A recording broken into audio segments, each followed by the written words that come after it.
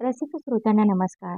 आज आपण ऐकणार आहोत नवरा बायकोच्या नात्याची एक सुंदर भावनिक कथा. संसाराचा एक दिवस. अपन्नाने जेव्हा धक्क्यावर प्रवेश केला तेव्हा काम रोजच्यासारखे चालू होते. प्रवेशद्वारावरील मिलिटरी पोलिसने त्याचे कार्ड बघितले आणि त्याला आत सोडले. नेहमीप्रमाणेच त्याने मिलिटरी क्लार्कच्या हातात आपला पास दिला. ऑफिसमध्ये जाऊन कामाचा ताबा घेतला आणि संत पावलाने तो अजस्र बोटी उभ्या असलेल्या बसच्या बाजूने निघाला. मालाच्या डब्यांची जोडतोड करणारे इंजिन काळाकुट्ट धूर सोडित होते आणि अधूनमधून किंकाळत इकडून तिकडे धावपळ करीत होते. मालाचे डबे मालाच्या गोदामाजवळ उभे होते आणि घामाघूम झालेले काळे कुळकुळीत हमाल त्यातून मालाच्या गाठी काढीत होते. त्यांच्या ओरडण्याचा आवाज आणि गाठी वाहून नेणाऱ्या हातगाड्यांची घरघर अपन्नाच्या रोजच्या परिचयाची होती. रेल्वे लाईन ओलांडून तो निघाला आणि स्टोअरच्या गोदामामधून एका अजस्र बोटीपाशी येऊन उभा राहिला. बोटीवर माल चढत होता. निरनिराळ्या प्रकारच्या सामानाच्या गाठी, पेट्या, पोती आणि पिंपे यारीच्या पाळण्यात किंवा झोळीत मजूर आणून भरीत होते. यारीचा उंचच उंच लोखंडी दोर त्याला वर लावलेल्या चक्रावरून पुढे मागे सरपटत होता. पाळणे, झोळ्या आपल्या आकड्यात पकडून अलगद उचलून जहाजाच्या पोटात नेऊन सोडत होता आणि एखाद्या आज्ञाधारक लष्करी शिपायाप्रमाणे पुन्हा येऊन आपला बोजा उचलीत होता. अपन्नाने रात्रपाळीवाल्या कारकुनाकडून टॅली शीट घेतले. झालेल्या कामाचा हिशोब घेतला आणि एखाद्या यांत्रिक बाहुल्याप्रमाणे तो आपले रोजचे काम करू लागला. पण आज कामात त्याचे लक्ष लागेना. नेहमीसारखी त्याची नजर येणाऱ्या मालाच्या गाठीवर थांबत नव्हती. मधूनच ती भिरभिर सारा धक्कावर फिरे. धक्क्यावरचे काम नेहमीप्रमाणेच चालले होते. अपन्ना त्या धक्क्यावर जवळजवळ 4 वर्ष काम करीत होता. पहिल्याने जेव्हा नोकरीला लागला तेव्हा त्याला या साऱ्या वातावरणाची एक प्रकारे भीती वाटत असे. त्या मोठमोठाल्या याऱ्या, ती माणसे, ते गोरे आणि मगरूर चेहऱ्याचे इंग्रज अधिकारी व क्लार्क्स सारे त्याला आपल्यावर दडपण टाकताहेत असे वाटे. तो अतिशय बुजून जात असे. आपले इंग्लिश भाषेचे ज्ञान आपल्याला धोका तर देणार नाही ना, अशी भीतीही त्याच्या मनामध्ये उभी राहिली. त्याचे काम तसे सोपे होते व तो ते चटकन शिकला. अनुभवाबरोबर किंचित मोकळेपणाही त्याला वाटू लागला व मनातली भीती बरीचशी नाहीशी झाली. धक्क्यावरचे वातावरण बरेचसे त्याच्या अंगवळणी पडले. लढाई चालू होती तेव्हाचे ते दिवस कितीतरी भराभर निघून गेले. दिवसाचे 12 तास काम करून तो थकून घरी जाई. लक्ष्मी त्याची वाट बघत बसलेली असे. त्याला गरम जेवण तयार करून ठेवायची ती काळजी घेई. सतत 12 तास काम करून तो थकलेला असे आणि त्याला जास्तीत जास्त विश्रांती आणि सुख मिळावे अशी तिची धडपड चालू होती. त्यांचे नुकतेच लग्न झालेले होते. अपन्नाला नोकरी लागल्यानंतर त्याच्या आईने त्याच्या लग्नाचा घाट घातला होता आणि आईबापांची मर्जी मोडायची त्याला कधी सवय नसल्याने तो लग्नाला चटकन तयार झाला. मोठ्या मिन्नतवारीने 1 आठवड्याची बिनपगारी रजा काढून तो घरी गेला आणि लग्न करून लक्ष्मीला घेऊन आला. लग्नापूर्वी लक्ष्मीला त्याने कधी बघितलेही नव्हते. ती दोघे जेव्हा एकत्र राहू लागली तेव्हा नवीन आणि परकेपणाची भावना किती लवकर पळून गेली. तो दिवस पाळीवर असो की रात्रपाळीवर असो, त्याच्या सेवेत आरामात तिने कधी खंड पडू दिला नाही. लढाईचे, महागाईचे दिवस होते म्हणून घरचे सारे काम ती स्वतः करी. बाजारहाट करी, स्वयंपाकपाणी करी आणि हसत मुखाने त्याच्या परत येण्याची वाट बघत बसे. त्याला ते नवीन आयुष्य किती सुखद वाटले. त्याचा पगार सारा 40 रुपये, परंतु 8 तासांच्या दिवसानंतर 4 तास तो जास्त काम करी व अर्ध्या दिवसाचे ओव्हरटाईम पैसे पदरात पाडून घेई. 50-60 रुपये पगारात 17 रुपये महागाई भत्ता मिळे. लग्न झाल्यापासून त्याने आपला चहाचा खर्च अजिबात कमी करून टाकला आणि सिगारेटही जवळजवळ सोडून दिली होती. त्याचे सोबती त्याला नेहमी म्हणत. लग्न झाल्यापासून अपन्ना खूप चिक्कू झालाय आणि त्यावर तो हसून म्हणत असे, खरं आहे बाबांनो तुमचं. आता आम्ही दोघं आहोत. माझ्या पगारामध्ये भागवणं गरजेचं आहे. दोघांची भागवून थोडे पैसे घरी आईवडिलांना पाठवणे भाग पडे त्याला. पण सारे काही भागत असे. नाही म्हणायला त्या 3-4 वर्षात प्रथमच काळजीचे दिवस आले ते म्हणजे लक्ष्मीला पहिल्याने दिवस गेले तेव्हा.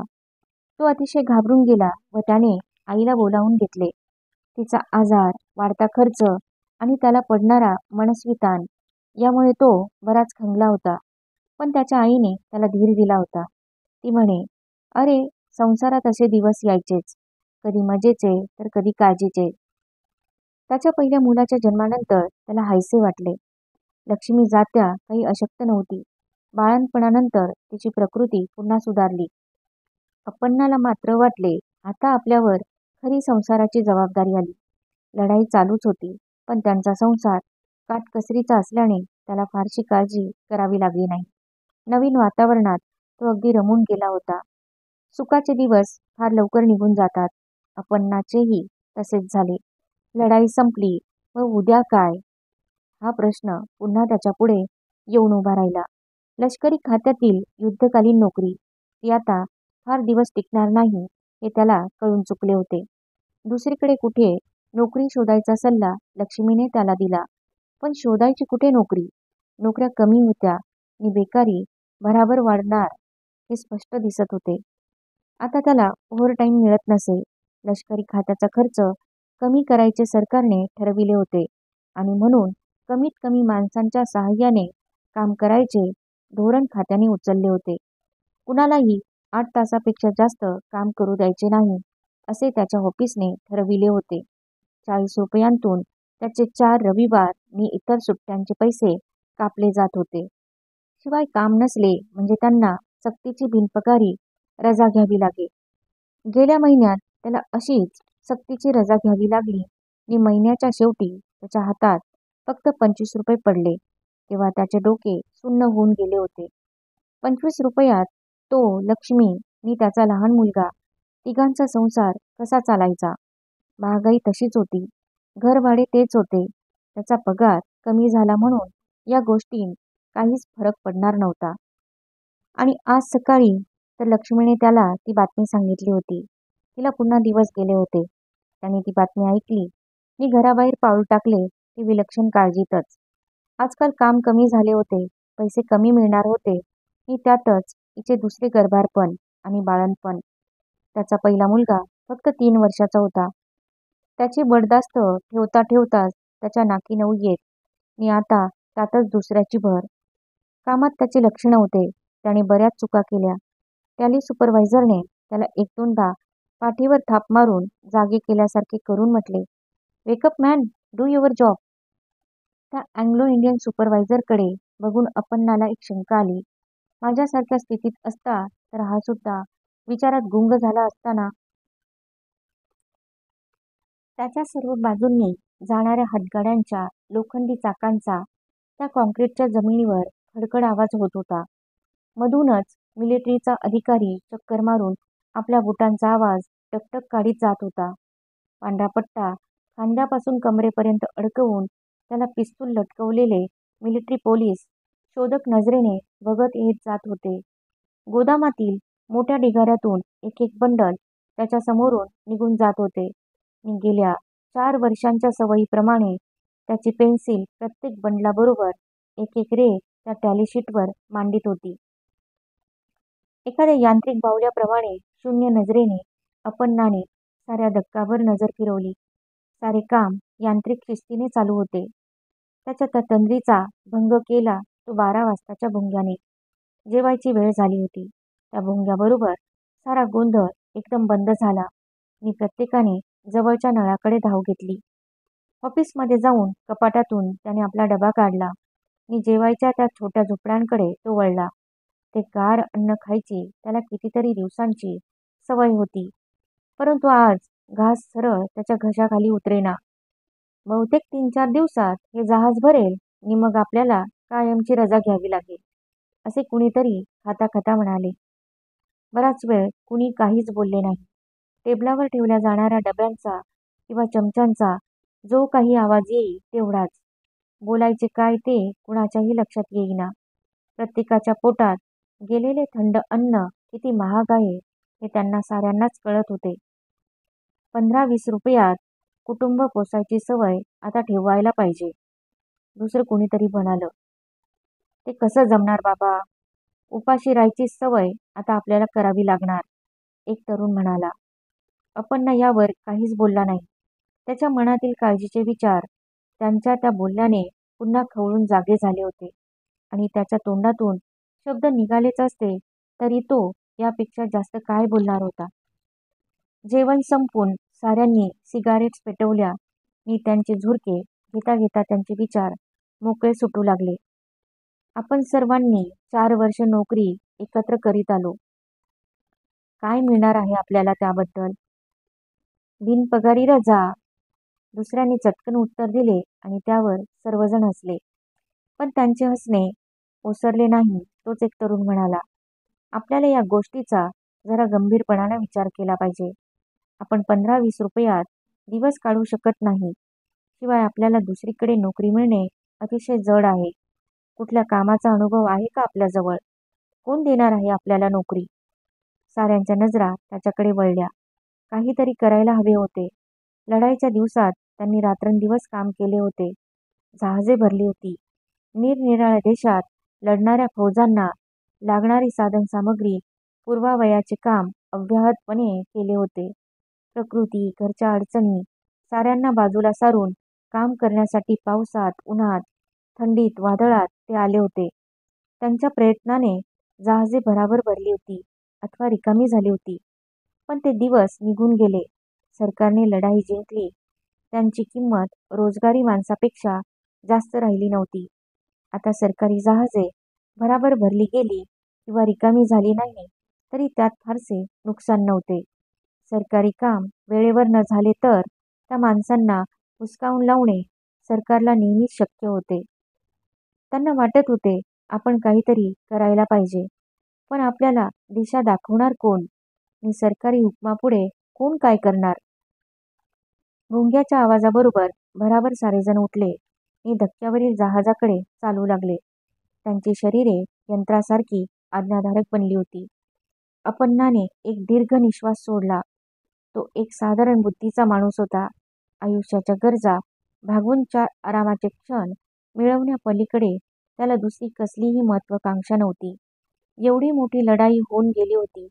ती कशासाठी झाली याची खरी माहिती जरी त्याला नव्हती तरी त्याच्या इंग्रज अधिकारी लोकांनी त्याला प्रामाणिकपणे सांगितले होते की ही लढाई साधारण माणसाच्या भलाईसाठी चालू आहे आणि साधारण माणसाला जय झाल्याशिवाय त्याच्यासारख्या गरिबांचे भले होणार नाही. त्याला त्यांचे हे शब्द वारंवार आठवत होते. लढाई चालू होती तेव्हा ती लवकर संपावी असे त्याला वाटत होते. कारण लोक म्हणत महागाई झाली तर ती युद्ध थांबल्यामुळेच कमी होईल. साधारण माणसाचे भले करायला आपण थोडासा हातभार लावतो आहे याचे त्याला बरे वाटे. लढाई संपण्यासाठी त्याच्यासारख्या साधारण टॅली क्लार्कला करता येतील तेवढे श्रम तो करीत होता. त्याला त्याच्या अधिकाऱ्यांचे म्हणणे खरे वाटत होते. पण प्रत्यक्ष लढाई आता संपली. त्याच्यासारख्या साधारण माणसाचे काहीही भले झालेले दिसले नाही. त्याला व्याख्यान देणारे इंग्रज अधिकारी घरी जाण्याच्या काळजीत होते. त्यांना त्यांच्या शब्दांची आठवण होत नव्हती. त्यांचे काम संपले होते आणि त्यांना आता माणसांची गरज नव्हती. काम संपायचा भुंगा होईपर्यंत अपर्णा आपल्याच विचारात गुरफटून राहिला. आपण आयुष्याचा इतका विचार पूर्वी केल्याचे त्याला आठवत नव्हते. आज त्याला विचार केल्याशिवाय राहवत नव्हते. लक्ष्मी, धाकटा 3 वर्षाचा मुलगा नि लक्ष्मीचा पोटातील जीव, साऱ्यांचा धनी नि रक्षणकर्ता तो होता.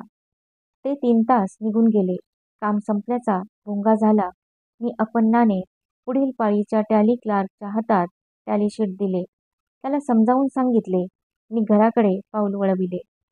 त्याने घरात पाऊल टाकले तेव्हा त्याचा 3 वर्षाचा मुलगा धावत येऊन त्याला बिलगला. त्याच्या साऱ्या काळजांनी जणू त्या चिमुरड्या मुलापुढे हार खाल्ली. त्याचा पापा घेत तो म्हणाला, माझी वाटच बघत होता वाटतं. मुलाचे उत्तर आईने दिले, हो. सकाळी एखाद्या तिरायतासारखं मुक्याने घराबाहेर गेलेल्या माणसाची त्याला आठवण होत होती दिवसभर. परत येताना ते माणूस कसं येईल याचीच तो वाट बघत होता. अपर्णाला सारे काही कळले. खोचून बोलायची बायकांना सवयच असते. तो चटकन तिच्याकडे बघत मुलाला म्हणाला, आईला म्हणावं, टोचून बोलण्याची काहीच गरज नाही. पण मुलाने काही सांगायच्या आधीच त्याची हसतमुख आई बापासमोर उभी राहिली. ती म्हणाली, सकाळी एवढे का बरं चिडला होतात? तिच्याकडे बघून अप्पन्नाला वाटले, बायका सौंदर्य ने लागलीपणावर पुरुषाला जिंकतात. त्याला लक्ष्मी विलक्षण मोहक वाटली. 2च मिनिटापूर्वी आपण आयुष्याचा किती गंभीरपणाने विचार करीत होतो, ते तो सर्व विसरून गेला. स्त्रियांचा मोहकपणा आणि पुरुषांचा गंभीरपणा याचे पूर्ण कोणाला काही पटतच नाही. तिला उत्तर द्यायचा मोह त्याने आवरला.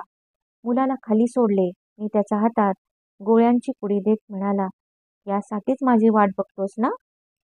पण ते उत्तर द्यायला त्याचा मुलगा तिथे थांबला नाही. त्या गोड गोळ्या सगळी तो पसार झाला. त्याने लक्ष्मीला जवळ घेतले आणि शक्यतो गंभीर होत तो म्हणाला, पुढं काय होईल याची मला विलक्षण काळजी वाटते लक्ष्मी. त्याच्या गंभीरपणामुळे ती स्तब्ध झाली. तिला तो सांगत होता, लढाई संपल्यापासून माझा ओव्हरटाईम गेला. पैसे कमी मिळू लागले. सर्व कायमच राहत आहे. मग सक्तीच्या बिनपगारी रजा सुरू झाल्या. महिन्याकाठी कधी कधी पुरे 25-30 रुपयेही मिळणं मुश्किल होतं. मुलाला दूध हवं, आपल्याला अन्न हवं, घराचं भाडं दिलं पाहिजे. आजारपण आहेच. शिवाय आई-बाबांनाही त्यांच्या म्हातारपणी थोडी मदत करायला हवी. दिवसेंदिवस त्यांना माझ्या मदतीची गरज जास्त लागणार आणि मला पैसे कमीत कमी मिळणार. त्यातून अजून एका जीवाची भर म्हणजे? त्याच्या विचारांची दिशा तिला कळली होती. त्याला किती कष्ट करावे लागतात याची तिला पूर्ण जाणीव होती. ती गेली 4 वर्ष हे सर्व डोळ्यांनी बघत होती. त्याने तिच्यासाठी खस्ता खाल्ल्या होत्या. तिनेही त्याला देता येईल तेवढे सुख दिले होते आणि एक जीव होऊन राहिल्याने गेल्या 4 वर्षात त्याचे मन तिला पूर्णपणे कळत होते. तिने विषयाला चटकन कलाटणी दिली. घरून पत्र आलंय सासूबाईंचं सकाळी, ती म्हणाली आणि एक कार्ड त्याच्या हातात देत त्याचा हात धरून तिने त्याला स्वयंपाकघरात पाटावर नेऊन बसवले. चुलीवरील आंधणात तिने चहा साखर टाकली आणि पातेले उतरून खाली ठेवीत तिने विचारले, काय म्हणतायत सासूबाई?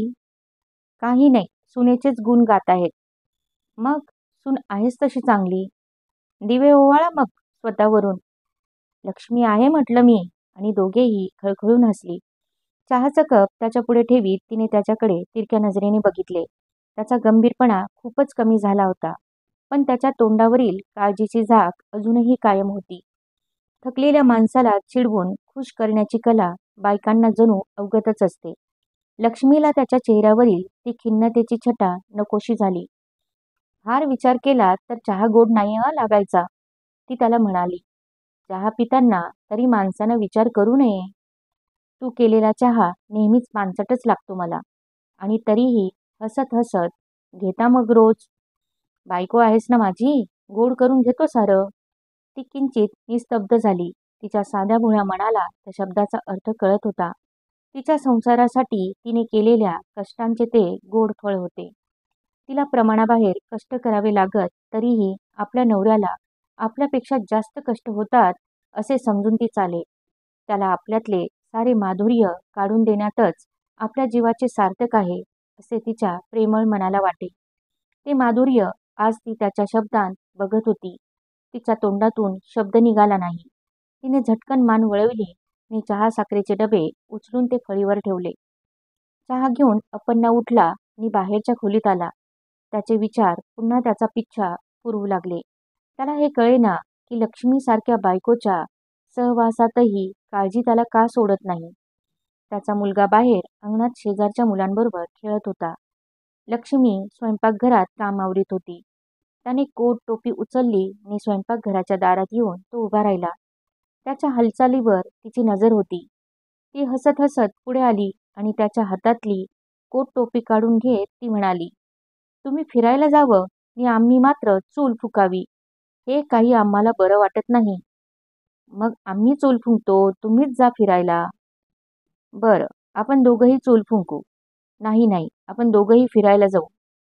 मुलाचा भात चढवलाय मी चुलीवर. बरं, त्यालाही नेऊ, पण भाताचे कोळसे होतील. मग मला तरी जाऊ देत. हं, मी नाही जाऊ देणार तुम्हाला. तिने त्याची कोट टोपी पुन्हा खुंटीवर अडकवली आणि त्याला स्वयंपाकघरात नेऊन पाटावर बसविले. जणू एखाद्या लहान मुलाला वागवीत होती ती. आणि किती आज्ञाधारक होता तो. जेवण होईपर्यंत त्याची काही ना काही बडबड चालू होती. मुलाच्या कपड्यांपासून तो धक्क्यावरच्या कामापर्यंत सारे विषय तो बोलत होता. अंथरुणावर लोळता लोळता त्याची नजरेसमोर ती काळी चित्रे पुन्हा उभी राहिली. तो धक्क्याचा देखावा त्याला त्या काळोखात वारंवार दिसू लागला. त्याचा डोळा लागेना. पलीकडे लक्ष्मी मुलाला कुशीत घेऊन झोपली होती. त्या दोघांवरील अपन्नाची नजर हलेना.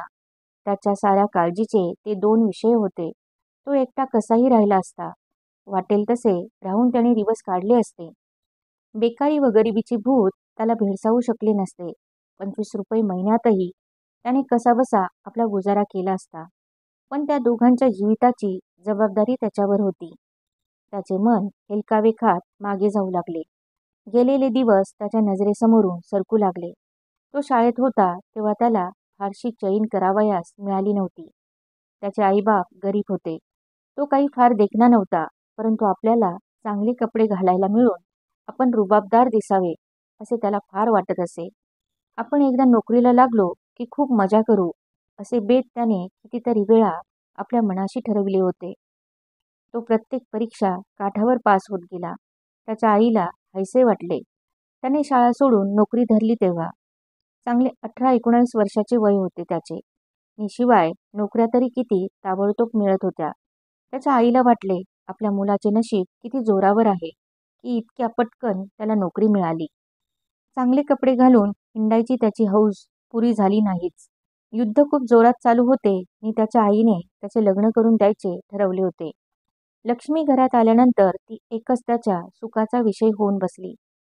त्याच्या वैयक्तिक आवडीनिवडी, त्याची हौस सारी तशीच राहिली. मुलाच्या जन्मानंतर त्याला संसाराचा भार वाटू लागला. आपल्या आवडीनिवडीचा आणि हौसेचा त्याला पार विसर पडून घ्यावा लागला. जर हे लग्नच केलं नसतं तर? पण तो विचार मध्येच तुटला. त्याचा मुलगा कशाने तरी दचकून जागा झाला आणि त्याच्या हालचालीने लक्ष्मीची झोप मोडून तिने वात्सल्याने त्याला कुशीत ओढून घेतले. अप्पण्णा त्या दोघांकडे बघत होता. त्या अंधुक आकृतींना झोपेत आपल्या विचारांची तर स्वप्ने नाही ना दिसली अशी त्याला धास्ती वाटली. त्याने लक्ष्मीकडे निरखून पाहिले. संबंध दिवस कराव्या लागणाऱ्या कामाने थकून ती अगदी गाढ झोपी गेली होती. त्याच्या मनातील विचार त्याच्या संसाराची दुसरी बाजू शोधू लागले. धक्क्यावरचा तो देखावा त्याला पुन्हा दिसू लागला.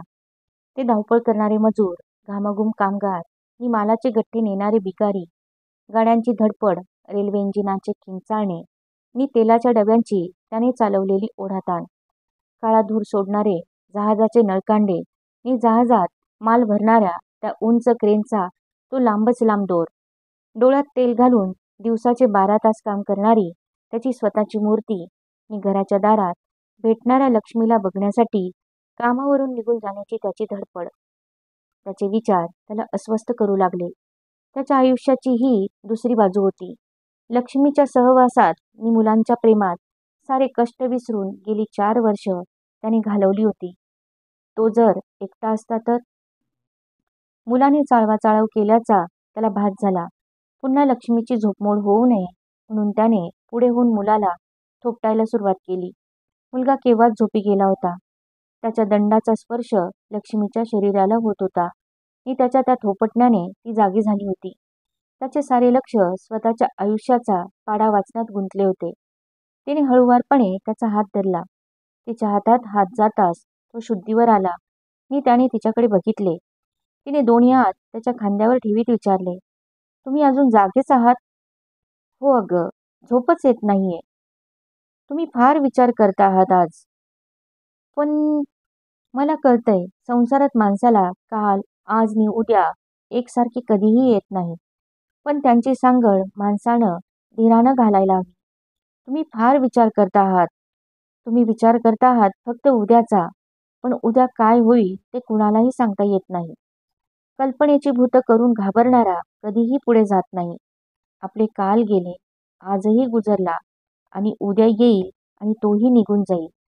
दोघेही काही काळ स्तब्ध राहिली. तिच्या शब्दांपेक्षा तिच्या प्रेमळ स्पर्शाने त्याला तिचे म्हणणे पटवले.